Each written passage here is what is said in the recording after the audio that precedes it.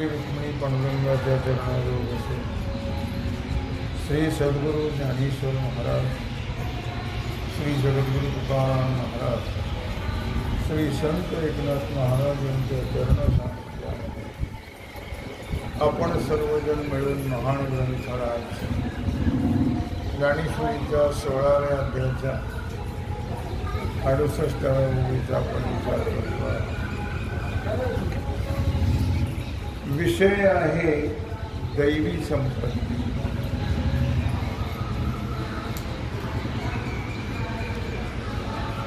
आता तयाचिया दैव गुणा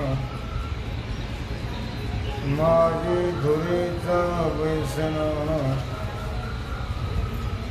बैसे तया अकर्णा अभय ऐसे. भगवान श्रीकृष्ण परमात्मा अर्जुनाला सांगतायत की अर्जुना ऐक, जो त्या दैवी गुणामध्ये अग्रगण्य आहे, अग्रभागी आहे, श्रेष्ठ आहे, अशा एक श्रेष्ठ असणारं दैवी गुणाचं आसन, त्या आसनावरती जो आरूढ झालेला आहे त्याला अभय असं म्हटलेलं आहे. की जो दैवी गुण संपन्न आहे त्याला कशाचाही भय नाही.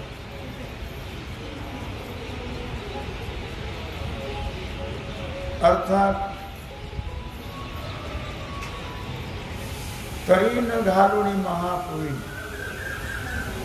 न घेपी बुडनयाची शियारी का रोगुन गणिजे घरी पथ्याची. दैवी गुण संपन्न जो आहे त्याला कुठल्याही प्रकारचं भय नाही. त्याला दृष्टांत दिला की न तरी न घालुनी महापुरी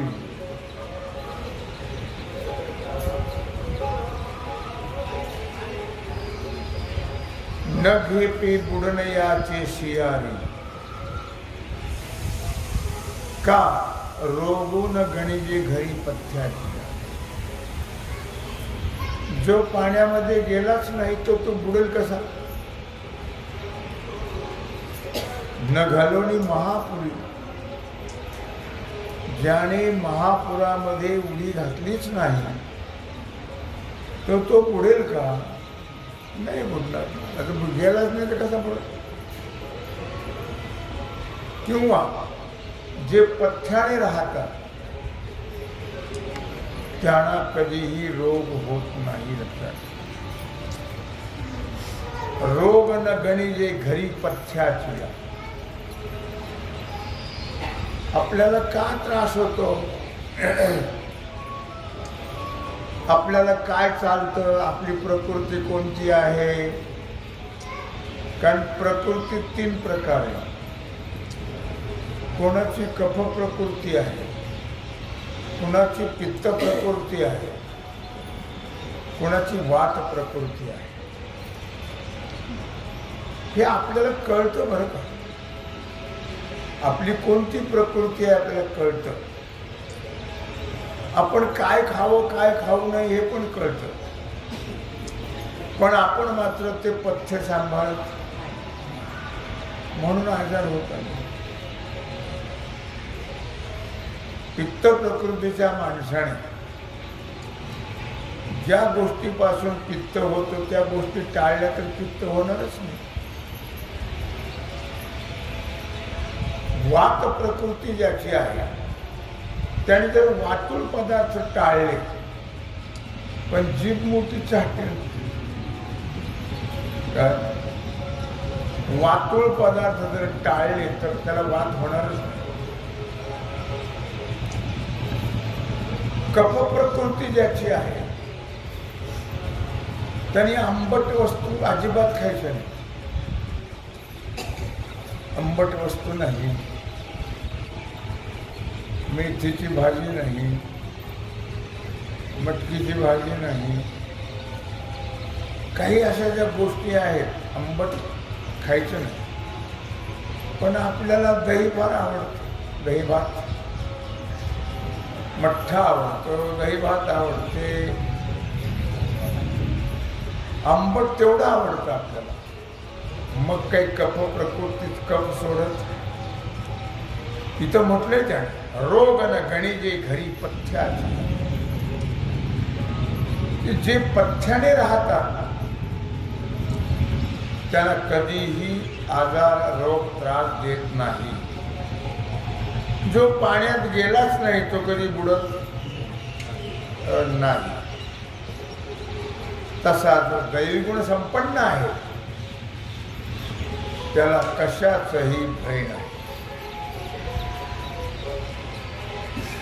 तैसा कर्म कर्माची मोहरा उठवणे दोन्ही अहंकारा. संसाराचा दरारा सोडणे येणे सांडणे येणे. पण महत्वाचा विषय आहे. माऊलीनं सर्व सांगून ठेवलं, काय गरज नव्हती त्याला सांगण्याची, पण सांगितलं बाबा देवी संपत्तीनं राहा, तुम्हाला भय काही वाटणार नाही, राहणार नाही कशाचं. तुम्ही पथ्याने राहा, तुम्हाला डॉक्टरकडे जायची पाळी येणार हो नाही. पण पथ्याने राहा, पथ्य सांभाळा. माऊली सूचना देत आहे त्याप्रमाणे कर्मा कर्माची या मोहरा उठून येदी अहंकारा. संसाराचा दरारा सांडणे येणे. या दृष्टांताप्रमाणे प्रत्येक विहित कर्म जे आहे, कारण कर्मात दोन प्रकार, विहित आणि निषिद्ध. शास्त्राने जी करा म्हणून सांगितलं त्याला विहित कर्म म्हणतात. जे करू नका म्हणून सांगितलं ते निषिद्ध कर्म आहे. खोटं बोलायचं नाही, मांस भक्षण करायचं नाही, मद्यप्राशन करायचं नाही, लबाडी झबाडी करायची नाही, दुसऱ्याला बुडवायचं नाही, कोणावर वगैरे धावायचं नाही. तर काही गोष्टी ज्या आहेत लक्षात ठेवा, हे निषिद्ध आहे, विहित आहे. खरा तो एकच धर्म सण. जगाला प्रेम, सर्वावर प्रेम करा. सत्यम ब्रूयात असत्यम न ब्रूयात. गोड बोला, सत्य बोला. सत्य बोले मुखे, दुःखवी अनेकाच्या दुःखे. हीच विष्णूची महापूजा, आण भाव नाही दुजा. म्हणून काही गोष्टी ज्या आहेत त्या अगदी पाळल्याच पाहिजे, पण आपण त्याचा विचार कधी करत नाही. विहित कशाला म्हणतात, निषिद्ध कशाला म्हणतात, त्याचे फल काय प्राप्त होतात, विहित कर्म केलं तर काय फल प्राप्त होतं, निषिद्ध कर्म केलं तर काय फल प्राप्त होतं, याचा विचार मनुष्य करत नाही लक्षात.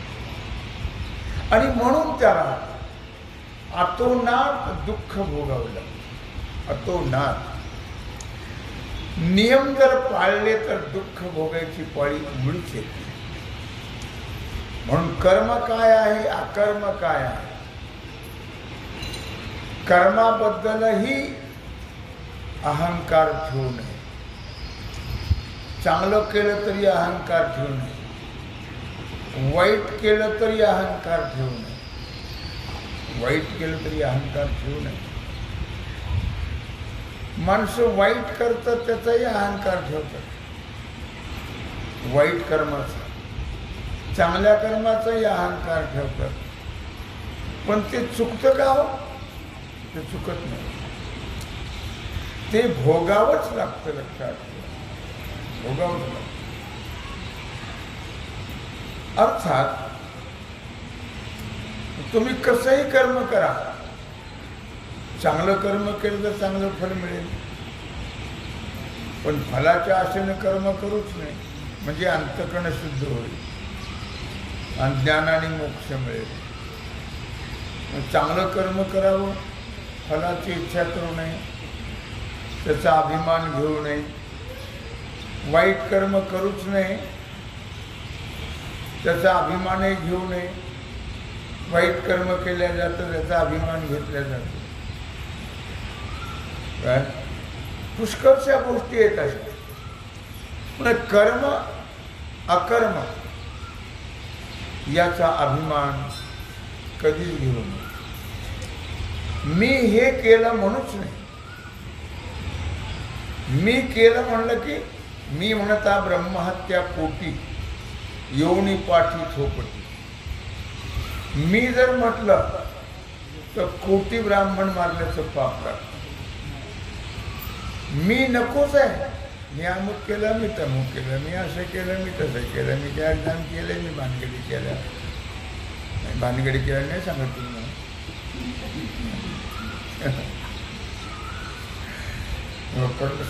माणसाला सवय लागली केंभा मिरवायची. तो अभिमान नको, मी नकोच. मी काही करत नाही तर मी काय झालं म्हणायचं. सर्व करता करून घेणारा कोण आहे? परमात्मा आहे. तो करतो, करून घेतो. वृक्षाची ये पान हाली ज्याची सत्ता, राहिली अहंता मग कोठे. झाडाचं पान सुद्धा त्याच्या सत्तेशिवाय हलत नाही. आपण उचललेला पाय आपल्याला खाली ठेवता येत नाही. हातातला घास तोंडात घालू याची गॅरंटी नाही. तोंडातला घास गिळू याची गॅरंटी नाही. कशाचा अहंकार घेता? काही आपल्याकडून होत नाही, आपण काही करू शकत नाही. तो सर्व परमात्मा करतो, त्याच्यामुळे सर्व होतं. सगळं त्याच्याकडे ढकलून द्या, म्हणजे पुन्हा जन्म मरणाचं दुःख भोगावं लागणार हो नाहीये, लक्षात ठेवा. म्हणून या ठिकाणी म्हटलं तैसा कर्मा कर्माची या मोहरा उठो नेदोनी अहंकारा. चांगल्या कर्माचाही अभिमान ठेवू नका, वाईट कर्माचाही अभिमान ठेवू नका. संसाराचा दरारा सांडणे येणे. जर तुम्ही चांगल्या वाईटाचा अभिमान घेतला नाही तर तुम्हाला संसाराचं भय राहणार हो नाही आहे. यामुळे सहजच संसाराचं भय समाप्त होईल. आपल्याला कल्पना आहे आपण काहीच करू शकत नाही, आपल्याकडून काही होत नाही, ग्रास सगळी सत्ता नाही हाती.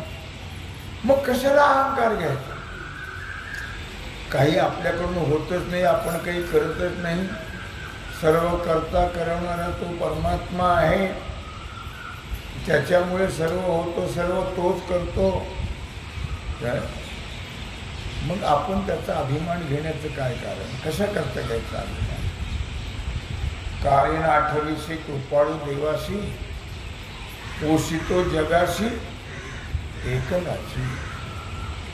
सर्व जगाचं भरण पोषण करणारा परमात्मा आहे. आपण काही करत नाही, आपण कोणाचं भरण करत नाही, पोषण करत नाही, तर अभिमान कशा करता घ्यायचा? म्हणून म्हटलं या ठिकाणी की जर तो अभिमान घेतला नाही तर संसाराचं भय राहणार नाही, म्हणजे जन्म मरणाचं भय राहणार नाही. लक्षात ठेवा. अथवा ऐक्य भावाचे पैसे दुजे मानूनी आत्मा ऐसे भयवार्ता देशे दवडणे जे. अथवा सर्वत्र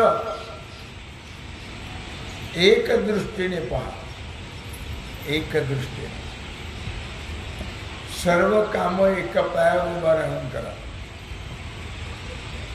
सर्व एक हाती होऊ द्या. त्या लग्न जमाडं लग्नाचं ते पूर्वी जुन्या काळातली गोष्ट आहे. विचारलं काही पण एकमेकाला पाहत नव्हते पूर्वी, परस्परच जमवायचे. म्हणजे मुलगा कसा आहे हो, मुलगा काय पाहायचं, अहो कुठल्याही कामाला एका पायावर उभा असतो. हो, कामाचं काय विचार करता, एका हाती कारभार सगळा. हो, बाकी काय पाहायचं म्हणजे त्याला एका नजरेने पाहत होतो. दिली म्हणली मुलगी, इतका हुशार मुलगा आहे. दिली, लग्न जमलं, सर्व तयारी झाली, लग्नाला आले, त्याला उचलून आणलं. म्हणजे पोराला उचलून का आणलं, त्याला उभं करून धरलं एकाने. म्हणले याला धरलं का, त्याला म्हणले एक पायच नाही. अरे का बावटपणा, म्हणले काय लबाडी आहे. म्हणजे लबाडी अजिबात नाही, आम्ही तुम्हाला सांगितलं होतं आमचा मुलगा कुठलंही काम एका पायावर उभं राहून करतो, दुसरा नाहीच त्याला. कोणतंही काम एका हाती, दुसरा हातच नाही त्याला. हो, कोणतीही गोष्ट एका नजरेत, दुसरा डोळाच नाही त्याला. तसा प्रकार नाही बरं का. अथवा ऐक्य भावाचे पैसे दुजे मानवणी आत्मा ऐसे, भय वार्ता देशे दवडणे जे. सर्वत्र एक भाव पाहिजे, एकच आहे सर्व ठिकाणी. सर्व ठिकाणी एका परमात्म्याला पहा, अनेकाच्या भानगडीत पडू नका. आत्माऐक्य भाव पाहिजे. जिकडे पाहावे तिकडे बाई हरी वाचून दुजे नाही. जिकडे तिकडे एक परमात्माच दिसला पाहिजे. ऐक्य भाव, आत्माऐक्य भाव. दुजे मानोनी आत्मा ऐसे, अर्थात विस्ताराने दुसऱ्याला स्वतःचा आत्मा असं म्हणा. सर्व हे मी आहे. आत्मा तर एकच आहे का, अनेक आहेत? एकच आत्मा आहे. मग सर्व ठिकाणी मीच आहे आत्मस्वरूपाने. ऐक्य भाव म्हणला. ही जर नजर आली, ही जर कळलं, अनुभवात उतरलं, तर मग मात्र भयवार्ता देशे दवडण म्हणजे असं एकतत्व ज्ञान झालं, अद्वैत बोध झाला, तर पुन्हा त्याला कशाचाही भय राहतो, ना जन्माचं ना मरणाचं. अर्थात म्हणून द्वैत भाव जो आहे तो टाकला पाहिजे आणि अद्वैत भाव ठेवला पाहिजे. सर्वाभूती पाहे एक वासुदेव, त्याला अभय असं म्हटलेलं आहे. द्वैत भाव घालवणं म्हणजे अभय प्राप्त होणं. द्वैत भाव धारण करणं म्हणजे भय प्राप्त होणं. कारण तुझे जव जव घडे तव तव संसार भय जोडे, हे देवो आपुलनी तोंडे बोलती वेद. भय नेहमी द्वैतात आहे, अद्वैतामध्ये भय नाही लक्षात. तुझे जव जव घडे तव तव संसार भय जोडे. म्हणून नेहमी भय द्वैतात आहे, भेदात भय आहे, अभेदामध्ये भय नाही आहे. म्हणून अभेद भाव हे विश्वची माझे घर, ऐशी मती दयाची स्थिर. किंबहुना चराचर आपण, किंबहुना सर्व सुखी. पूर्ण होऊन तीही लोकी, भजिजो आदि पुरुषी अखंड. अद्वैत भाव पाहिजे. अद्वैत भाव असेल तर कुठल्याही प्रकारचं भय राहत नाही. याला अभय असं म्हटलेलं आहे. सर्वत्र आत्मभाव प्राप्त झाला, सर्वत्र एक परमात्माच दिसला पाहिजे, दुसरा नाहीच आहे काही, एक परमात्मा. द्वैत राहणारच नाही. एक नाम हरी द्वैत नाम दुरी, अद्वैत कुसरी बिरळा जाणे म्हटलं नाही. अद्वैत तत्व आपण मानलं पाहिजे, अंगीकारलं पाहिजे, कळून घेतलं पाहिजे.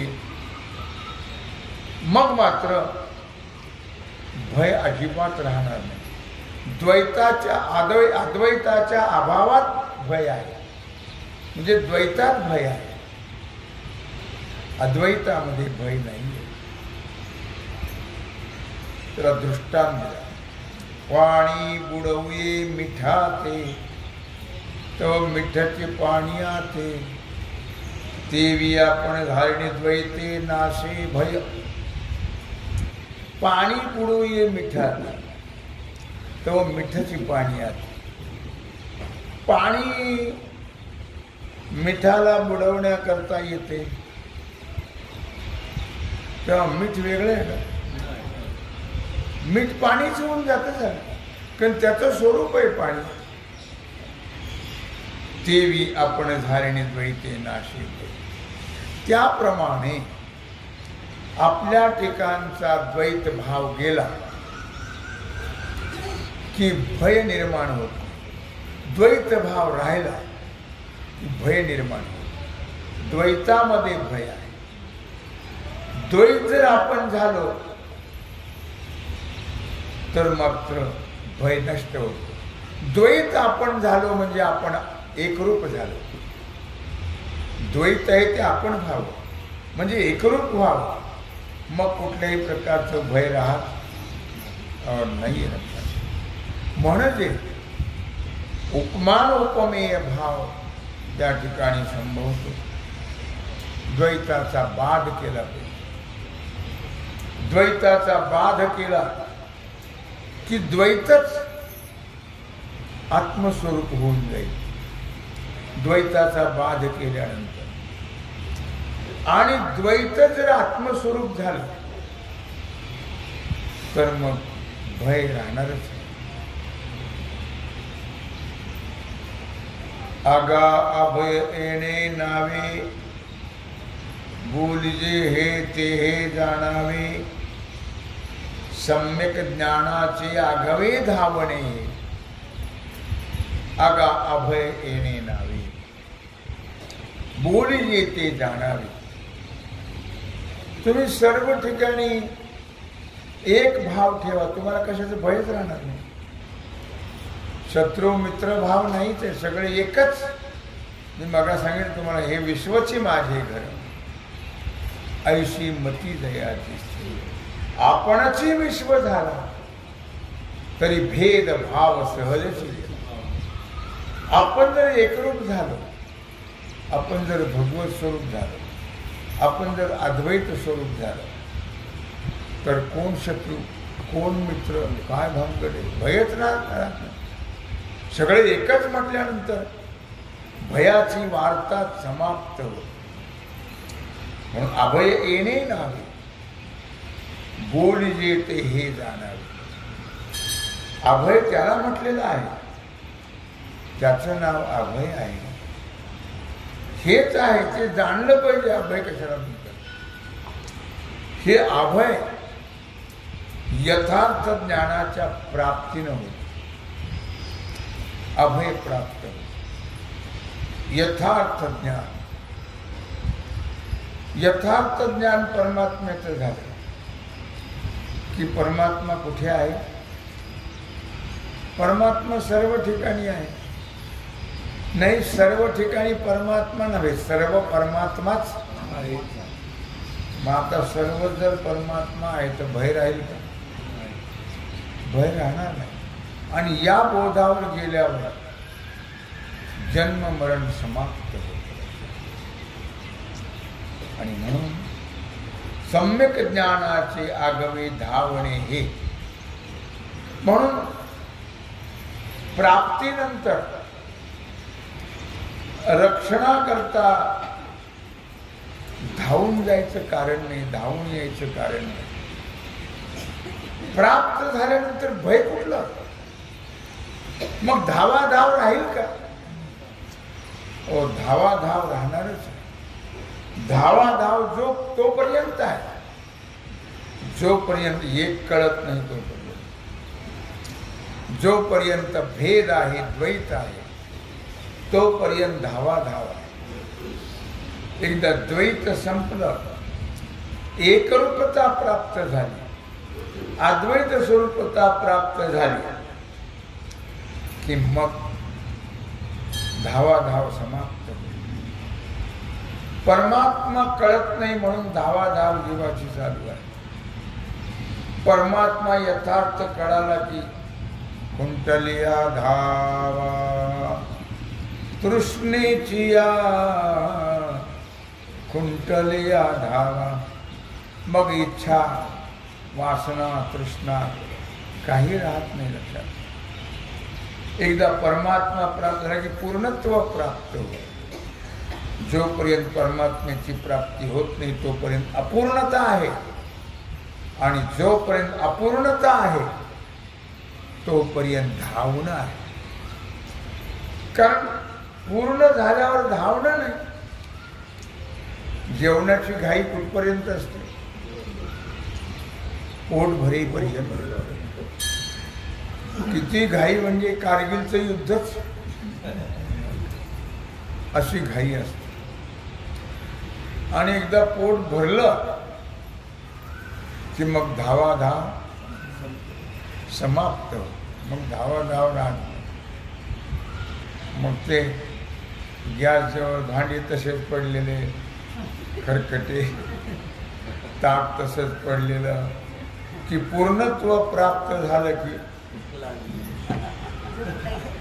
मग धावाधाव राहत. तोपर्यंत किती घाई असते. भाजी आणायची, दुनिया करायची, हे आणायचं, ते आणायचं, करायचं, स्वयंपाक, भानगडी, धावाधाव धावाधाव धावाधाव. पण एकदा तृप्ती झाली की मग तृप्ती झाली आजैशी साधने सरती आपैशी. मग धावाधावही संपली. मग निराम. तोपर्यंत डोळ्याला डोळा लागत नाही. आता पोटात काय नसलं कसं लागत. एकदा का तृप्ती झाली की मग धावाधाव संपली. मग डोळ्यावर लगेच येते. आता तर आंब्याचे दिवस आहे. काय गोडधड खातोय माणूस. त्याच्यामुळे एकदा तृप्ती झाली की धावाधाव राहत हो नाहीये लक्षात. मग निवांत होतो मनुष्य. आता सत्वशुद्धी जे म्हणिले ते ऐशा चिन्हे जाणिले तरी जळे ना विझे राखोंडी जैशी. पुन्हा दृष्टांत देऊन सांगताय. आता सत्वशुद्धी जे म्हणिले ते ऐशा चिन्हे जाणिले. आता लक्षात ठेवा, सत्वशुद्धी, सत्वशुद्धी ज्याला म्हणतात ती कशी असते? ती सत्वशुद्धी अशा पद्धतीने जाणावी म्हणतात. कशी जाणावी? जशी तरी राखोंडी जैशी जळे ना विझे. ज्याप्रमाणे राख जळतही नाही, राहते, विझतही नाही, त्यात काही राहतच नाही राखेमध्ये. ती जळतही नाही आणि राखोंडी विझतही नाही, त्यात काही नसतंच. तशी स्थिती प्राप्त हो, त्याला म्हणतात सत्वशुद्धी. काहीच राहत नाही.